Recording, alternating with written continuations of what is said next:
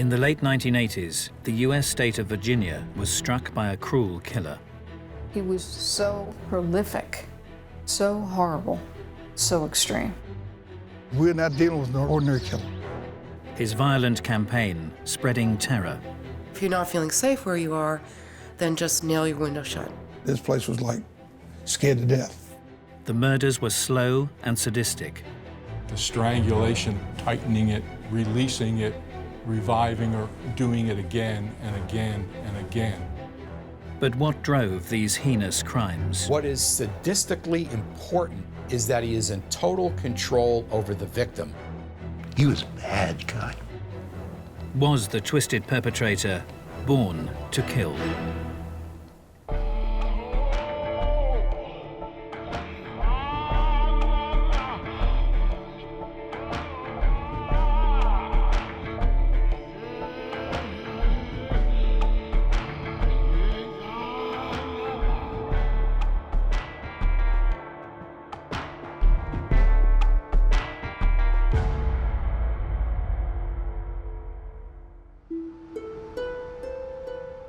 Richmond is sort of a compact city.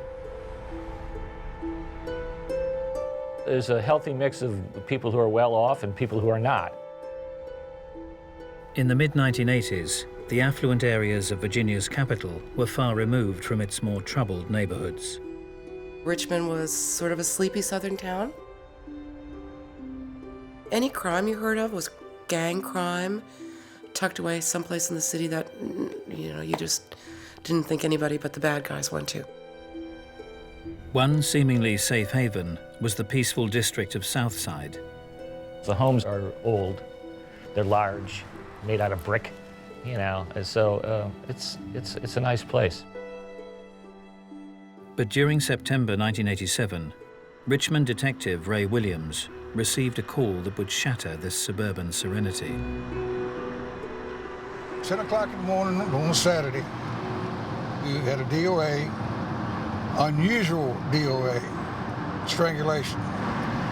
If it's a strangulation, it's probably somebody she knew, because, I have close and personal like that. I'm thinking the first place I'll look is associates and boyfriends. The detective's initial suspicions proved to be wide of the mark as he entered the first-floor apartment. First thing I said is, uh-oh, I've never seen in my entire career anything like this. I knew that we had a special case here. There were certain things that stood out which suggested to us that something ritual was going on. As I look in, she's lying face down on the bed. Upper torso was hanging off the bed. She had one hand tied behind the other with shoelaces. And he tied them to a point to where they would, if you pull one, you tighten the ligature. He then had two socks wrapped around her neck and a 16-inch vacuum cleaner extension twisted in the ligature. The victim, although she was sexually assaulted, was redressed after the crime.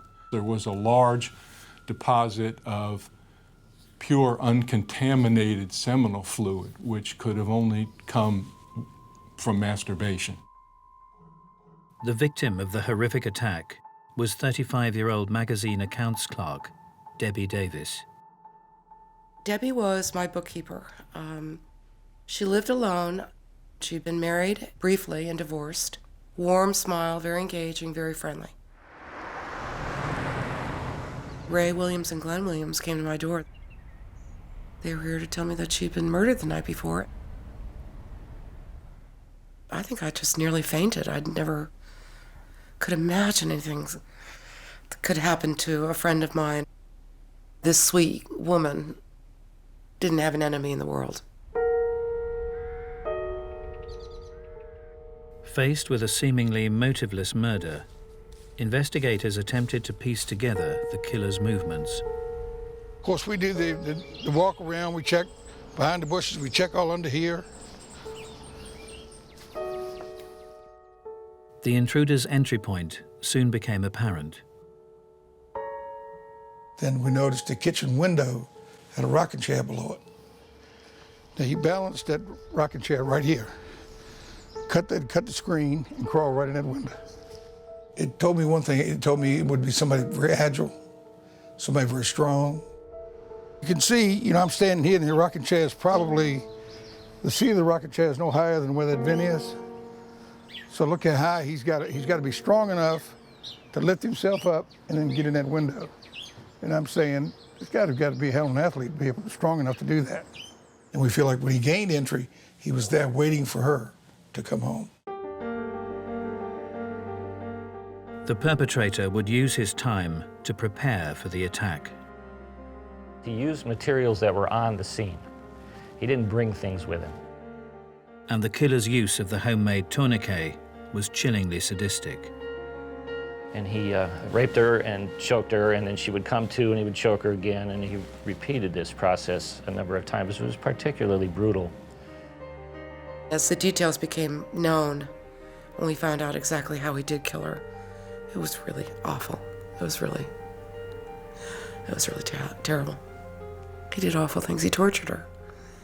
He strangled her and tortured her and watched her die, like squeezing a little baby bird. That's what he did. As detectives investigated the macabre crime scene, they soon realized they were dealing with a meticulous adversary.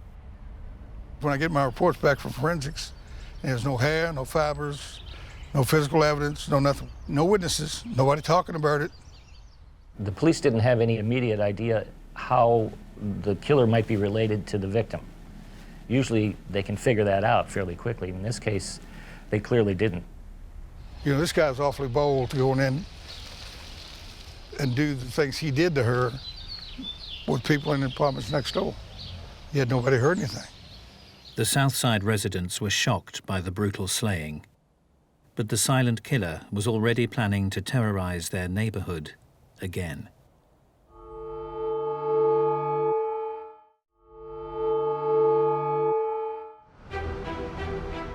In September 1987, the Southside district of Richmond, Virginia, suffered a horrific murder at the hands of a sadistic killer. 35-year-old Debbie Davis was strangled in her own home in a prolonged, twisted attack. Police struggled to find a lead, and 2 weeks later, Detective Ray Williams was called to peaceful Southside once more. Quiet neighborhood, look, hear the birds.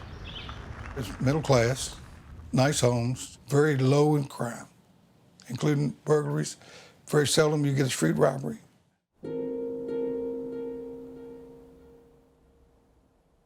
The first impression of Dr. Susan Hellam's house told nothing of what lay inside.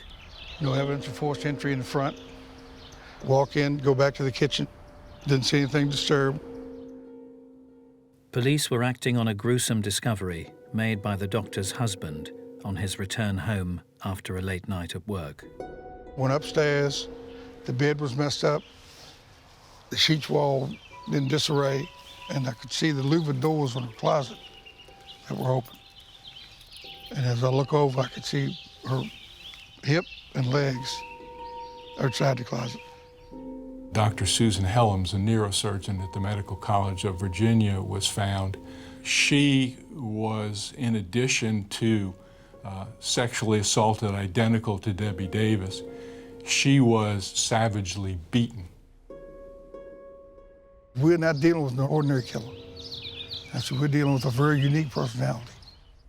It was clear that whoever had killed her had surprised her somehow, had gotten into the home through an open window. The perpetrator had demonstrated exceptional agility. He gained entry.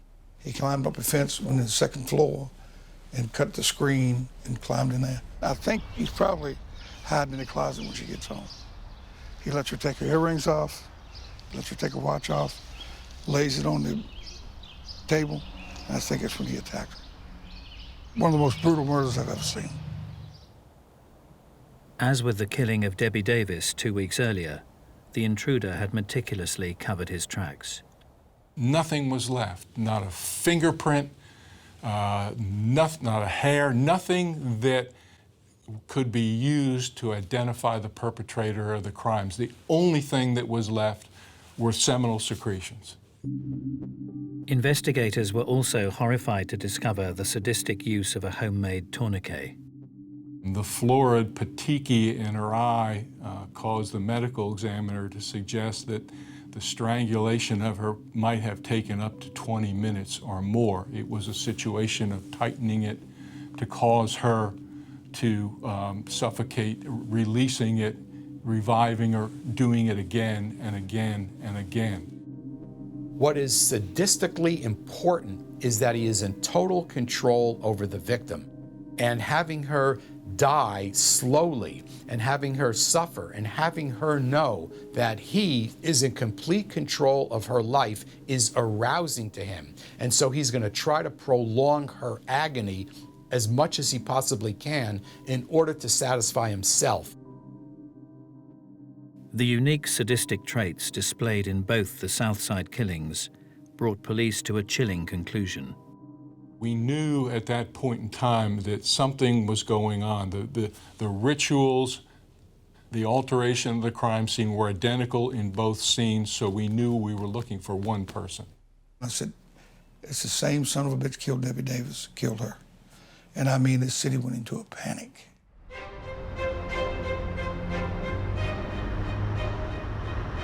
Once this was identified as a serial killing, everything in Richmond changed immediately.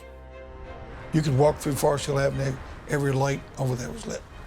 Every lock, deadbolt lock, in every hardware store sold out. We had somebody come in and say to women in particular, if you're not feeling safe where you are, then just nail your window shut. Man, this place was like scared to death. As the pressure mounted, police would turn to the FBI for a profile of the killer, now dubbed the Southside Strangler. We tended to think, quite candidly, that we were looking for a white guy, probably about 30 years old, somewhere in that neighborhood. Intelligence, he'd be a loner, he wouldn't talk about his crimes, he'd roam at night. The previous history of this, we didn't know whether it was in Virginia or somewhere else in the United States, but that this wasn't a beginner. This was an experienced individual who had done this. As the police investigation progressed, a clue came to light. The victims were unwittingly connected. Debbie Davis worked as a bookseller in a bookstore at a mall. And we went back through all the records and found out that, in fact, Dr. Susan Helms had actually purchased books in that store and had written a check to Debbie Davis for a purchase of books in that store. The two victims had frequented the Cloverleaf Mall in nearby Chesterfield County. This entire area here was stores and stuff. People drove up into it, and then you could walk into the mall, and there were different stores inside.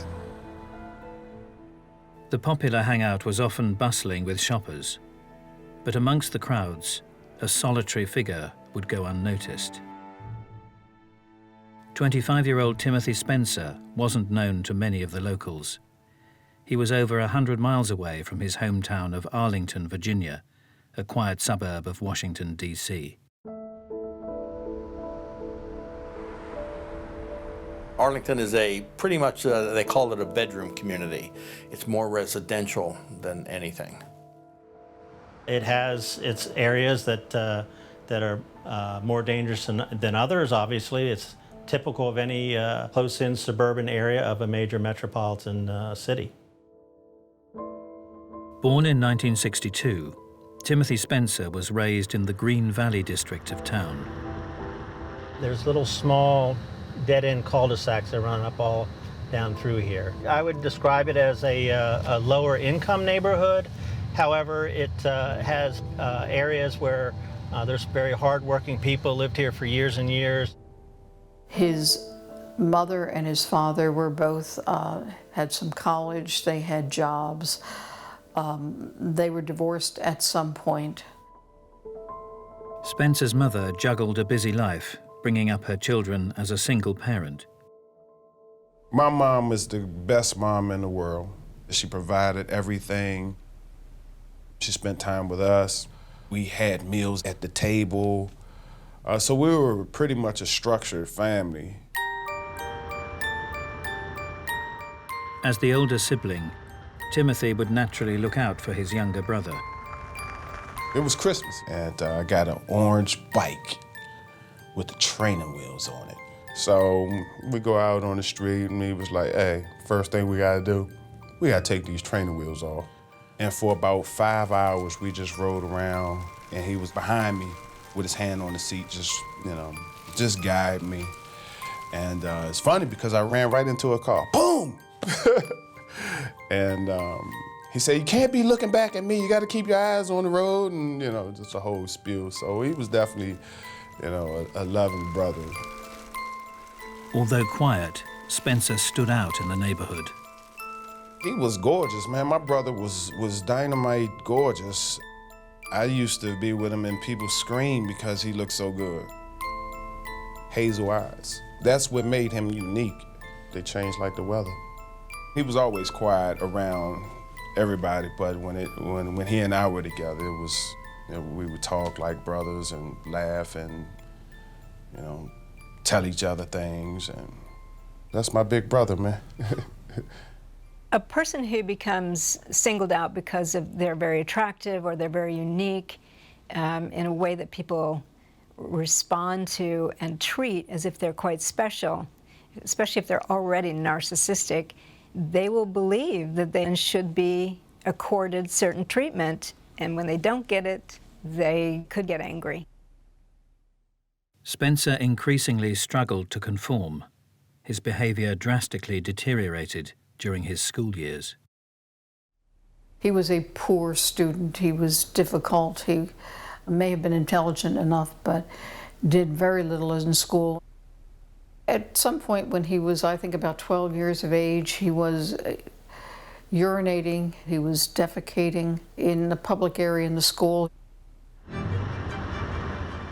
But Timothy's rebellious actions were not confined to childish pranks. He also had history as an arsonist. It kind of is up above where the cul-de-sacs are. That's where he had burned a car. Fire setting gives an individual a sense of control, a sense of power, a sense of domination.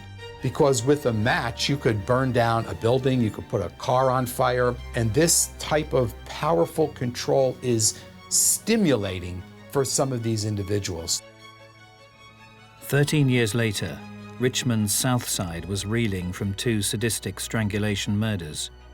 And now, just outside the city limits, the killer would strike again.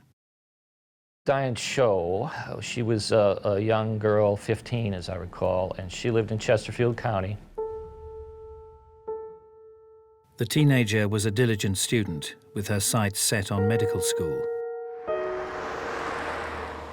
On November the 21st, she had ended the day at her computer, studying in her bedroom. It happened on a Saturday, I believe. I get a call from Chesterfield. They said, Ray, we got a 15-year-old kid strangled and tied just like your victims were. On arrival at the Cho's apartment, the Richmond detective would be shocked by the perpetrator's audacity. Her brother was in the next bedroom. Her parents were there when he came in. So he comes in, duct tapes her, ties her wrist and everything. She was actually raped and strangled in her bedroom. The agile killer had struck in the dead of night. The entry point through a window was consistent with his prior murders. And he spent, quite a bit of time in there with her, and apparently he never made enough noise to wake up her parents who were in this house. She was covered with a sheet draped across her private areas. Anyone who's posing victims in a specific way is trying to extend the crime scene.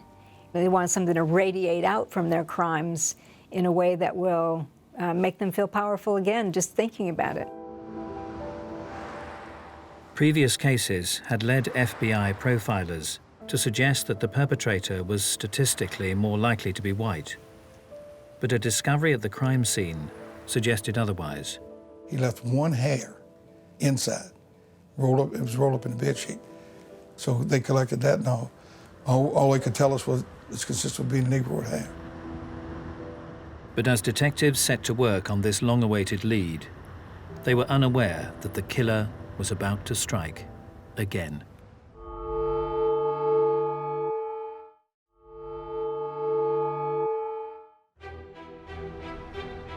During the autumn of 1987, the prosperous city of Richmond, Virginia, was struck by a serial killer.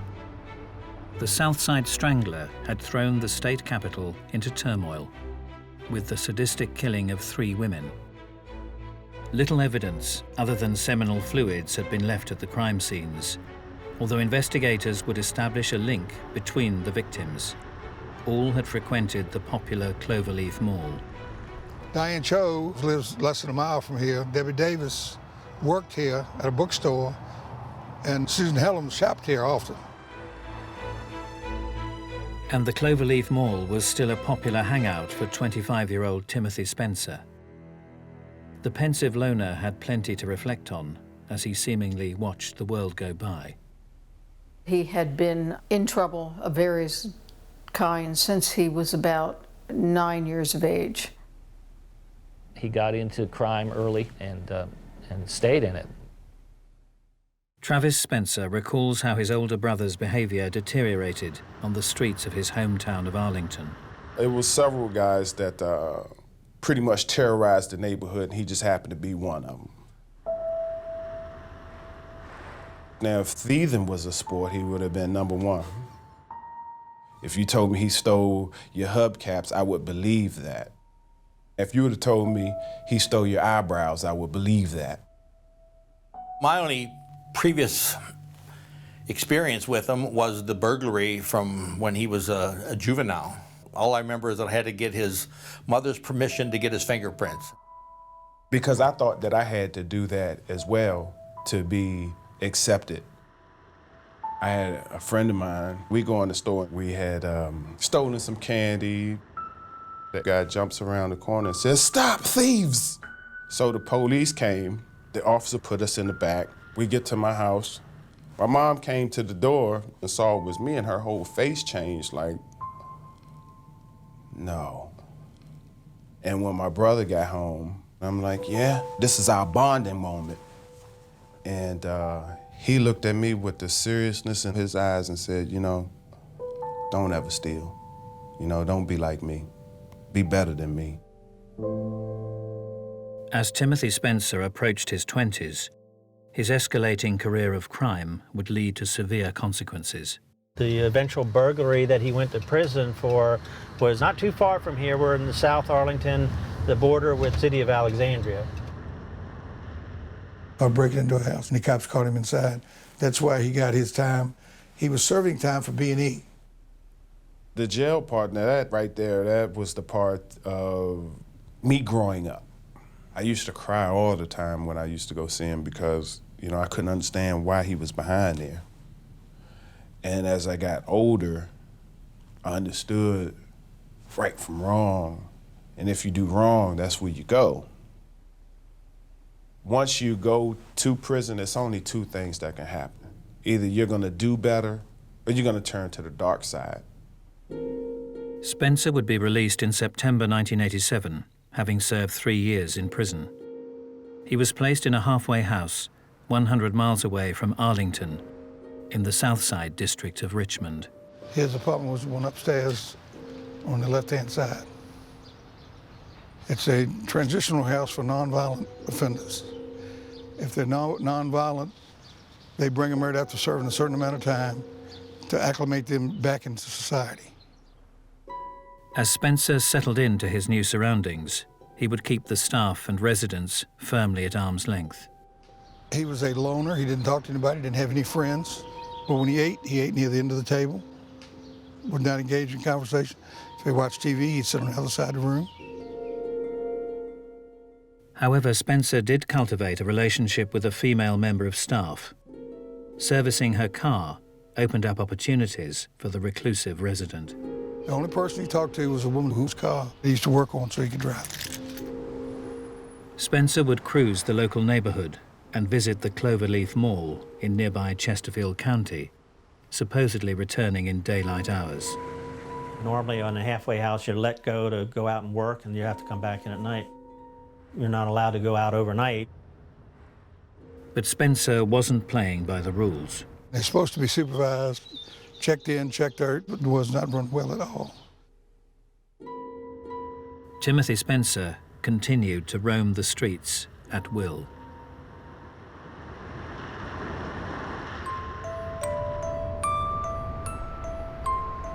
As the residents of Richmond continued to be plagued by the Southside Strangler, 100 miles to the north, the city of Arlington appeared to be far removed from the killer's grip.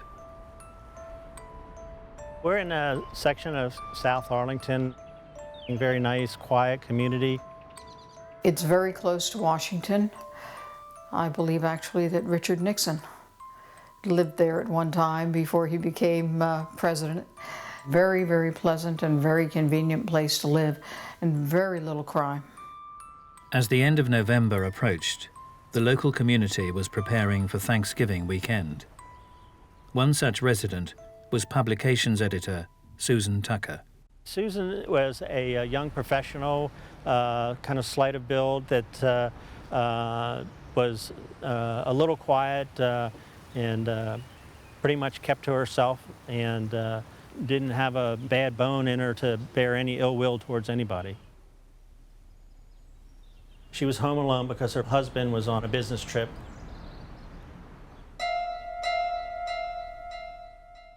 As Thanksgiving weekend drew to a close, Arlington detectives were called to Susan's address in the Fairlington district.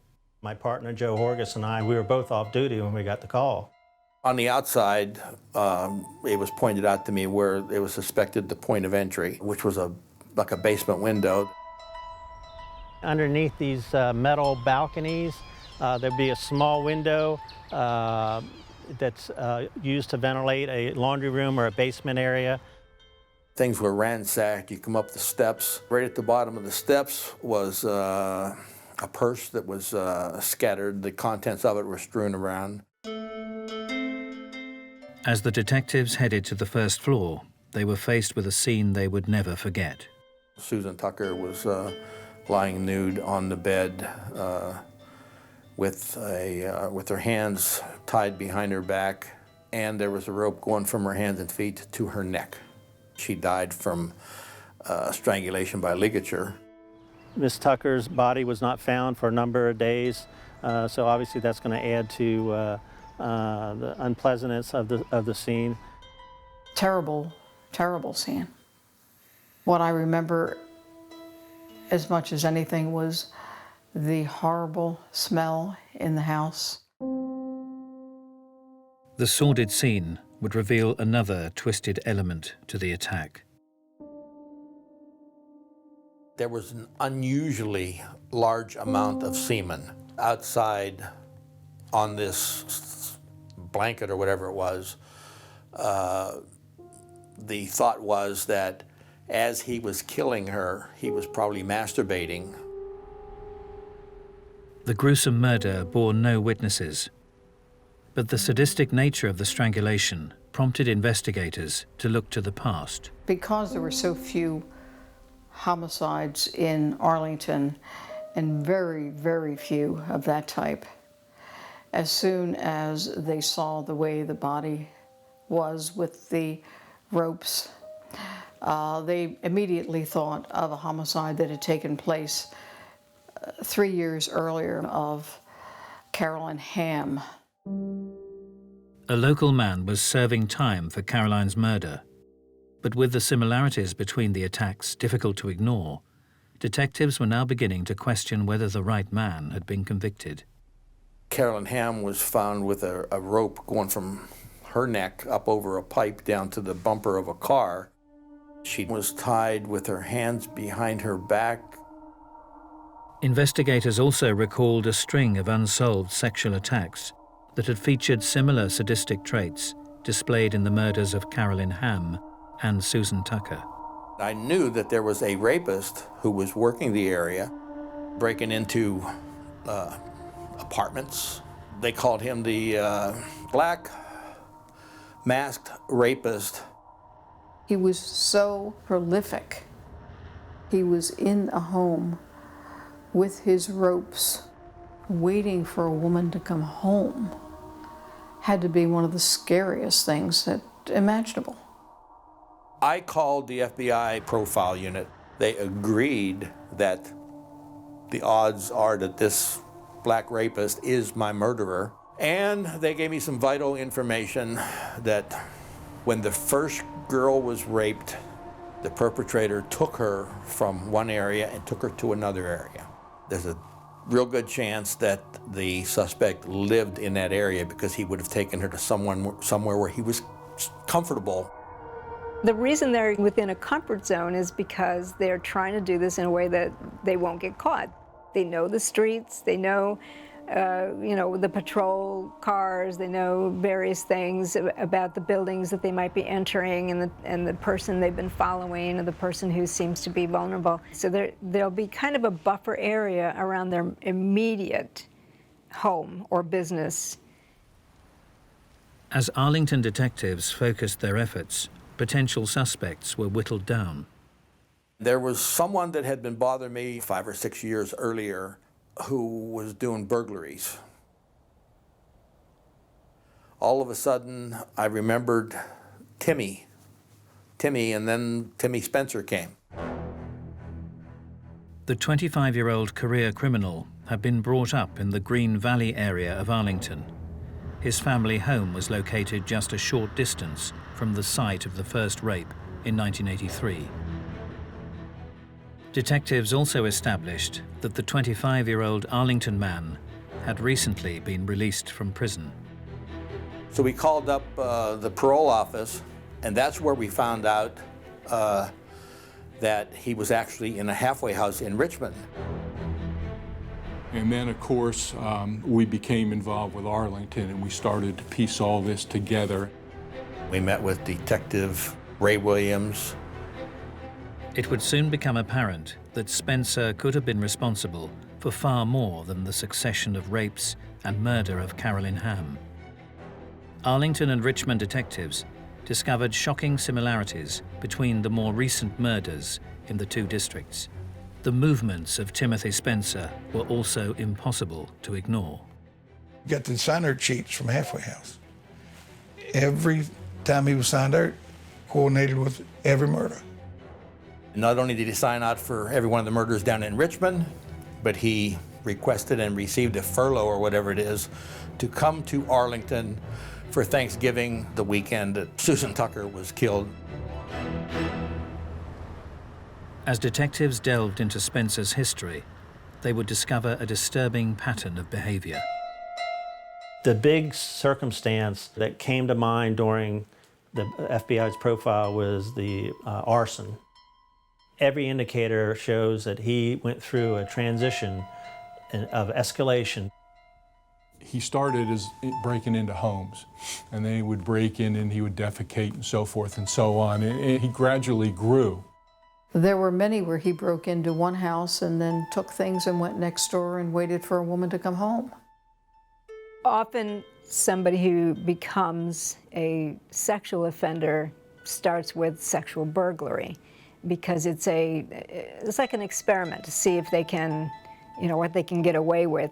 If they enjoy that, they will now progress to trespassing against the person, which usually is some kind of molesting or rape, and then that can lead to torture, sex torture, or murder. Having established a clearer picture of their suspect, police made the decision to take Spencer in. We were on the street outside the halfway house when he came. We walk in, cuff him, take him to headquarters. I interviewed him for 12 hours. He never admitted anything. I don't know what you're talking about. He spoke well. He didn't use a lot of street slang. There were times when I would thought, do we really have the right guy? But I think for the most part we were pretty confident we did. However, the horrific crimes had been perpetrated by a careful and calculating killer. With limited circumstantial evidence to call on, there was a danger that Spencer might yet walk free.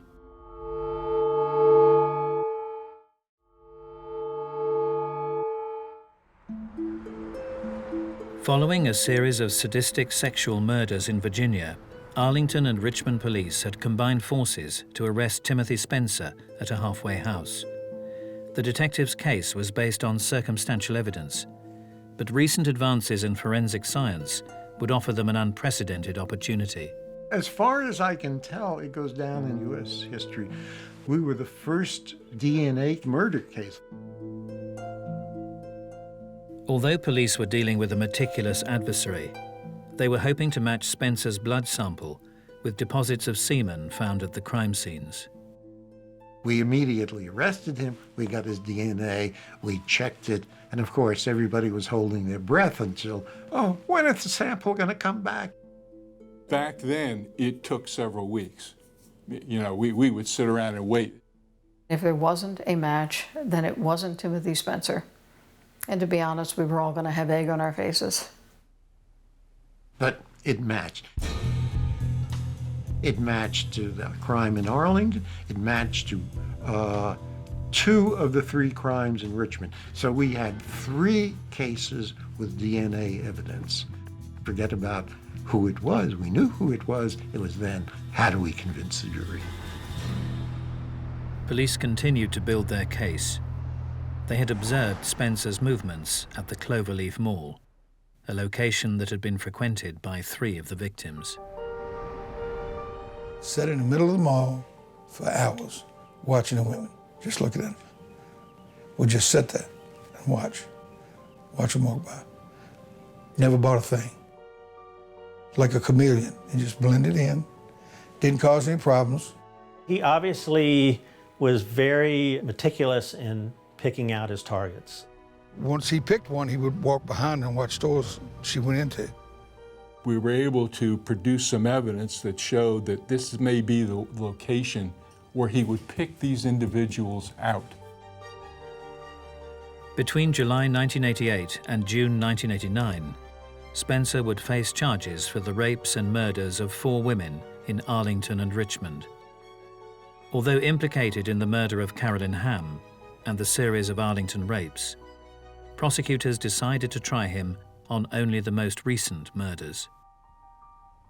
I never saw any indication that he was at all troubled by what he was hearing in court. He just sat there. Disturbingly, the defendant would come to life as prosecutors distributed images from the horrific crime scenes. He wanted to see those pictures.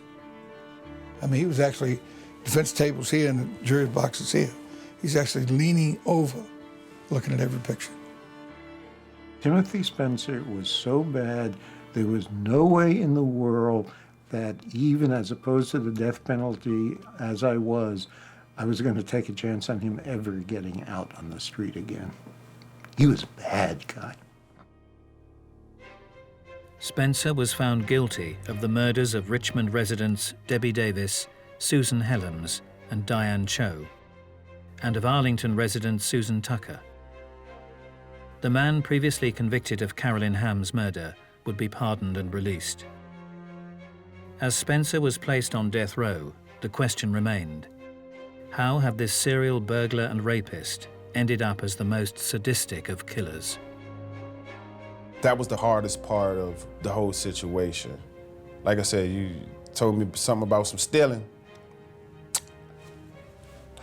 but murder, I never could see my brother actually murdering somebody. He was a very angry person, a controlling person. He wanted to control people. He obviously hated women for some reason. It's not the sexual part of the crime that doesn't give them the satisfaction. For some reason, they've harbored this inner anger towards women. He's escalated to his torturing people. The torture part is part of the anger and releasing that anger towards your victim. It's like an experiment to see if they can, you know, what they can get away with. Once they have someone and they've subdued them and they know that that person's not going to escape, they want to prolong that feeling of power over this person. But what was the root of this twisted fury? Was Timothy Spencer a born killer? I think something wasn't really right in the mind. If somebody's ill, that's treatment. That needs to be with medication, some doctoring. Me growing up in that household, he was definitely ill. We don't see any genetic thing that turns a person into a sex murderer. But if he's also a predatory psychopath, we certainly are finding that there are brain factors in terms of areas of the brain that don't inhibit aggression and areas of the brain where moral decision-making is made that are atrophied. So you get a sex killer who's also a psychopath, it's more likely that person will become an aggressive offender. I wouldn't say he's a born killer, but that deviant sexual arousal pattern is certainly hardwired. And with other events in individuals' development and childhood could set the stage for somebody to act out. Timothy Spencer was executed at the Greensville Correctional Center on April the 27th, 1994. They called me, they said, "You coming down?" I said, "No. I deal in death every day. And it's just a legal way for the state. You're still killing somebody." I mean, I'm not saying he didn't deserve to die, because he'll never kill anybody else. But I still have mixed emotions about death penalty. That day, phew. Yeah, I was there. I was there the last day on this earth when they told us we had 2 minutes left to talk to him. You know, for you to be sitting there with a person perfectly healthy, they damn near had to pry us apart. I do remember the day that he was to be executed was a very unusual day for me. And I remember not being able to speak to people all day long and just carrying it around with me, remembering my friend. For many, the actions of this sadistic killer are simply a terrible chapter from the past. But for some, the pain lives on. I think that to be able to do what he did and to murder my friend in the method that he did, he was an absolute monster. He was the personification of evil, most evil person. He was certainly the worst person that I encountered in the 25 years or so that I was in that kind of environment. You have those nights where you dream of them and you wish you could just hold them and hug them, and they're just not there. They're just not there. Wake up out your dream, crying 9 times out of 10. He did what he did. No doubt about that. We can't erase it. We all are crime victims. Life still goes on, and you know, it's still a constant struggle. And I'm sure the victims' families, you know, they're struggling as well. You know, nobody's a winner in this situation.